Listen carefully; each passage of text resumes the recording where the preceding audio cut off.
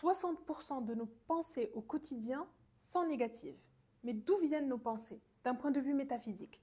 Déjà, nous, on est des émetteurs, mais aussi des récepteurs. Le côté émetteur, c'est notre corps mental. Donc le corps mental, il est là pour planifier, c'est notre cerveau finalement. Il planifie, il protège, il est là pour structurer. Mais aussi, il y a une part de nous, parce que nous, en fait, on a aussi nos parts d'ombre, l'énergie qui a été bloquée. Quand il y a un traumatisme qui s'est passé dans notre vie ou celle de nos ancêtres, ben en fait, c'est de l'énergie qui se cristallise, c'est de l'énergie qui se bloque.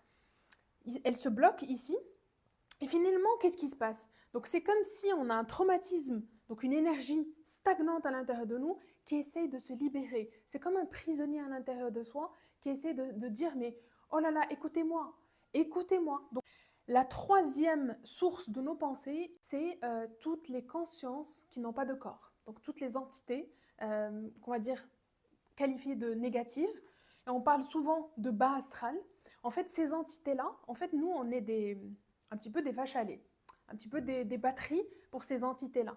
Donc, qu'est-ce qu'elles font? Elles vont influencer notre état vibratoire en nous envoyant finalement comme des ondes pensées, pour baisser notre état vibratoire, pour pouvoir se nourrir de notre énergie. En faisant un travail sur nous, en libérant ces failles, en fermant ces failles, en libérant tout ce qui est blessure, trauma, etc., on ferme tous les points d'accès à ce bas astral.